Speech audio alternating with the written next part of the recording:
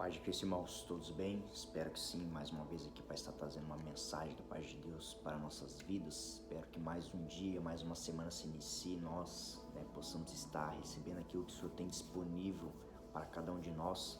Espero contribuir com vocês com essa palavra. Sei que não é nada de mim, mas sim é do Senhor, é o Espírito Santo que conduz aquilo que é nos ministrado, nesse momento de devocional, de palavra, de comunhão. E nada mais, nada menos que o devocional é nós estarmos ali em comunhão, com o Senhor, daquilo que o Senhor nos revela através da sua palavra. E hoje o Senhor me trouxe uma mensagem, uma palavra. Na verdade, o Senhor já tinha me ministrado uma, porém hoje, o Espírito Santo me trouxe outra mensagem que, espero que seja aquilo que para nossos corações, para estar fortalecendo nossa fé, fortalecendo, nossa perseverança para continuar e avançarmos, amém? E hoje queria estar trazendo uma palavra que se encontra ali em 2 Reis, capítulo 5. Alguns devem conhecer a passagem de Naamã. Ele era o comandante ali do rei da Síria. E a gente vê que ele tinha uma dificuldade ali de submissão. Tinha ali um problema ali de receber algumas ordens. E a gente vai ver logo após ali uma direção. E esse homem tinha várias patentes, era um homem de grande autoridade ali, comandava exércitos ali. Então, esse homem estava ali sofrendo de uma grande e grave doença que se chamava lepra. E esse homem, havia tudo isso, tinha poder, tinha autoridade, tinha patente, e tinha ali, creemos que grande potência em dinheiro ali, porque ele servia a um rei. E ali diante disso ele se encontra com essa lepra, E ao ele falar isso com a sua esposa, ele havia, diante de algumas batalhas, ele tinha trago, cativa uma jovem que se tornou serva de sua esposa. E ali diante de uma conversa dele com a sua esposa, essa serva ouve e fala: talvez se o profeta lá, na minha terra, te tocasse, você seria curado. E isso despertou um interesse, em Naamã. E diante disso, ele manda uma carta, ele pede ali a assinatura do rei para mandar uma carta. E diante disso ele manda, ali algumas moedas de pratas, algumas vestes ali, alguns, negócios que pudesse ali estar, agradando como de cultura deles. E enviou uma carta para que o comandante Naamã, chegasse à cidade ali ao local ali de Israel, ao rei de Israel, ao chegar essa carta, ele pudesse liberar o comandante Naamã para estar ali sendo curado. E logo após ali, eu queria estar lendo para ficar mais fácil para nós entendermos, começando ali a partir do versículo 4 do capítulo 5. Então Naamã foi e disse ao seu senhor: assim falou a jovem que a da terra de Israel. Então o rei da Síria disse: vá e enviarei uma carta ao rei de Israel. Ele partiu e levou consigo 10 talentos de prata e 6.000 ciclos de ouro e 10 vestes, e entregou a carta ao rei de Israel, dizendo: assim que receber esta carta, saberás que enviei Naamã, meu servo, para que cures da sua lepra. E aconteceu que, ao ler a carta, o rei de Israel rasgou suas vestes e disse: sou eu acaso Deus para tirar a vida ou dá-la, para que ele envie este homem a fim de que eu cure da sua lepra? Portanto, considere, peço a vocês e vejam que ele busca um pretexto contra mim. Então aqui o rei, ao chegar essa carta a ele, já logo bate o desespero, rasga suas vestes ali, já simbolizando luto, já desespero, já está ali praticamente entregue. E ali ele entendeu, que viria ali um pretexto para entrar em uma batalha. Porém não era isso. Só que aquilo que estava dentro desse rei, já denunciou aquilo que, estava nele ali, o que ele tinha com ele, que era medo, insegurança. E aqui também já nos traz algo que ele esqueceu, que havia um profeta ali em Israel. Tanto que quando chega essa notícia a Eliseu, a gente vê que ali a notícia corre rápido, que Eliseu soube que o rei rasgou as vestes em desespero e tudo.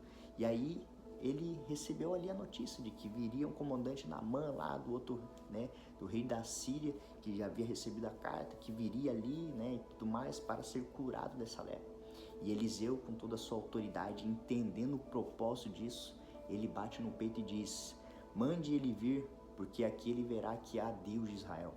Então aqui a gente vê que havia um homem ali de Deus que estava ali para estar servindo ao rei.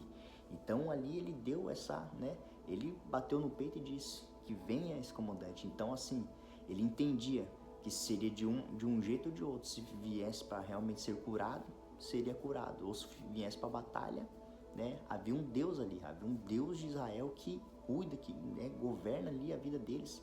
Então ali, por um momento, o rei esqueceu que havia um profeta de Deus, havia ali, havia uma direção de Deus, havia a mão de Deus sobre Israel. Então ali, quando Eliseu soube disso, a gente vê a intervenção ali na hora. E a gente viu que havia um propósito maior nisso, para que Naamã fosse curado. Então ali, logo após, Naamã chega com todos, a sua companhia, e seus soldados ali, e se achegam ali à casa, de Eliseu. Só que ali, quando ele chega ali, vem ali um servo de Eliseu e ele fala para que ele vai lá no rio lá, no rio Jordão lá para se banhar 7 vezes e aí ele ser curado, da sua lepra. E diante disso, ele vai e ele fala que ele não queria que fosse dessa forma. Ele achou que ali, ele imaginou, ele desenhou na sua mente que o profeta viria, tocaria nele e ele fosse curado. E ali ele se sentiu menosprezado, se sentiu ali como nada, porque isso só denuncia aquilo que está dentro de nós. Ali nos mostra, Naamã aqui nos mostra que muitas vezes não sabemos ouvir uma direção, não sabemos se submeter a uma direção vinda de uma autoridade. E aqui Naamã, com toda a sua arrogância, soberba, autossuficiência, porque ele era comandante, ele tinha muitas patentes, ali ele direcionava e conduzia exércitos. Então aqui ele não aceitou da forma que foi recebido, se sentiu ali menosprezado. Porém ali havia um servo de Naamã que disse: se ele pedisse para você fazer algo difícil de se fazer, você não teria que fazer? Então por que já não se banha aqui, nesse rio e faça aquilo que foi direcionado? E aí Naamã, caiu em si e fez realmente aquilo que foi direcionado a ele fazer. E aí ele vai, se banha uma, se banha duas, se banha 3 e vai até que chega na sétima, na sétima ali descida as águas, e ali ele volta e a sua pele é limpa, como fica tão limpa, como uma pele de bebê.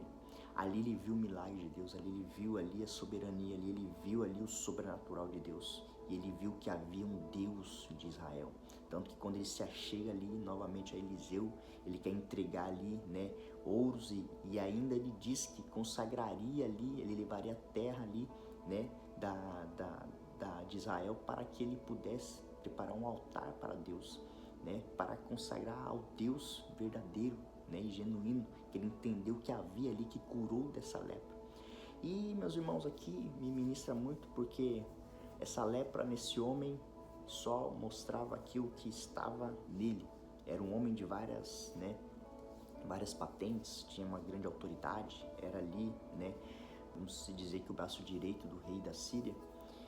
E quantos de nós, meus irmãos, muitas vezes temos aí, lugares, patentes, autoridade, e nós, muitas vezes, não estamos demonstrando do lado de fora, as feridas, a lepra, mas estamos do lado de dentro, na nossa alma. E isso faz com que nós, nos fechamos, nós não nos submetemos, nós, muitas vezes temos dificuldade ali de aceitar uma direção, de aceitar ali, uma ordenança, digamos que uma doutrina que muitas vezes é necessária para nós. E nós temos essa barreira, porque é difícil de nós sermos confrontados muitas vezes. Assim, esse homem com tamanha autoridade, que ele só era submisso ao rei da Síria, e ele só tinha ali soldados a qual se submetia a ele. Para ele foi um desafio ali se submeter a uma direção, e ainda não sendo do próprio profeta, mas sim veio ali o servo do profeta. Então, diante disso, ali ele entendeu ali que precisava ser tratado nisso, porque quando o profeta diz, vai até o Rio Jordão lá, se banha 7 vezes, né, para você ser purificado. Ele fala, não poderia eu ir no rios Farfás, eu não sei, né, em quais outros rios aí que pudesse ter ali melhores. Ele se sentiu ali menosprezado, diminuído. E ali ele teve que se diminuir 7 vezes, teve que descer 7 vezes as águas. Muitas vezes, meus irmãos, vamos ter que descer várias vezes, nos diminuir várias vezes. E assim que foi que João Batista entendeu quando os discípulos vieram ali até ele e falaram, estão ali, né, os discípulos ali de Jesus ali estão batizando, né? E aí ele falou assim, que, né, seja dessa forma. É necessário que eu diminua e ele cresça, porque João Batista entendia que ele era o precursor ali, ele era o que prepararia o caminho para que Jesus viesse e continuasse ali a jornada. E diante disso me veio também uma palavra ali da cura do leproso, que Jesus, né, tocou nesse leproso e esse leproso foi curado. E aí eu trazendo esse paralelo, né, que ali que fala, né, em Lucas capítulo 5, versículo 12, vai nos dizer: aconteceu que, estando ele em uma das cidades, veio à sua presença um homem coberto de lepra, e ao ver Jesus, prostrando-se com o rosto em terra, suplicou-lhe: Senhor, se quiseres, podes purificar-me. Aqui você vê, ele se achegou a Jesus, se prostrou-se no chão, desceu com a cara, né, na terra e se diminuiu, entendendo que ali havia Jesus, o seu Senhor. E aí ele pergunta: se quiseres, pode purificar-me. Jesus prontamente diz: eu quero. E aí ele o tocou e esse homem foi curado da lepra. E aqui a gente entende, né, que a gente vê que tudo tem que estar alinhado com aquilo que é a vontade e o plano de Deus. Porque Jesus mesmo disse: eu não faço nada de mim mesmo, mas sim aquilo que meu Pai manda eu fazer. Então aqui Jesus estava ali alinhado com aquilo que era a vontade do Pai. E era fácil Jesus apenas falar, né, seja curado. Mas não, Jesus o tocou, Jesus estendeu a sua mão e o tocou. E ali, quando ele está no chão, prostrado, caído ali, se submetendo ao senhorio de Jesus, Jesus estendeu a sua mão, o levantou e o tocou, e ele foi curado, e ali ele foi purificado. Assim eu trago para nós, irmãos, como aprendizado, assim como Naamã, né, sendo um homem com uma grande lepra, e esse homem leproso. Naquele tempo, os profetas ali eram instrumentos de Deus, né? Eram instrumentos levantados por Deus para estar ali à frente, né, de uma nação, para estar trazendo a direção de Deus. E aqui Jesus, sendo Deus, estava ali. E ele o tocou, estendeu a sua mão forte, seu braço forte, a sua mão que cura. Ele foi e tocou nesse leproso. Então aqui me ensina muito, irmãos, que nós precisamos nos submeter muitas vezes ao senhorio de Jesus. E quantos de nós no mundo estávamos aí, como um leproso, separados ali, rejeitados, sujos, machucados, feridos, não tínhamos para onde ir, mas quando encontramos aquele, né, que se entregou por nós, que hoje vive, que hoje reina, que é ressurreição e vida, ele vem, estende a sua mão e nos tira do lamaçal do pecado e nos levanta, irmãos, e nos levanta para sermos curados, para sermos purificados, para sermos libertos, para sermos transformados. E ao ele tocar-nos, nós somos, né, completamente transformados e a nossa vida não é mais a mesma. Então eu peço, irmãos, eu peço para que a geração desse tempo venha abrir seus olhos para ver e contemplar aquilo que Deus tem para nós, aquilo que Jesus tem para nós. E assim como um dia eu tive uma visão de Jesus me puxando da onde eu estava ali na vala, ele venha sobre cada um de nós para estar nos tirando da onde estivermos. Se talvez você esteja em alguma situação desafiadora, de forma ali que Satanás tenha agido de forma violenta, fazendo com que você venha paralisar, que no nome de Jesus, nesse momento, Jesus venha, estenda a mão poderosa sobre a sua vida e venha tirando você da onde está agora, nesse lugar de paralisia, nesse lugar de medo, de insegurança, nesse lugar de tristeza, de angústia. Nesse momento venha cair por terra, porque Jesus, ele vem e estende a sua mão. E assim como esse homem depois chegou: se quiseres, se tu quiseres, pode purificar-me. Aí ele nos pergunta se nós queremos ser libertos, se nós queremos ser curados, se nós queremos ser transformados, se nós queremos o reconhecer como seu Senhor e Salvador. Ele quer, meus irmãos, Ele espera de nós isso, Ele espera de nós nos apresentar a Ele nesse momento, se prostrando com o coração quebrantado e contrito, para entender que apenas Ele pode nos dar a salvação, irmãos. Então Ele nos convida para isso, irmãos, para estar se assentando à mesa dEle. Amém, irmãos? Essa era a palavra de hoje, espero que possa edificar a sua vida, possa tocar na sua vida, possa transformar de forma que apenas o Espírito Santo pode, né, mover. E eu queria encerrar com uma oração, amém?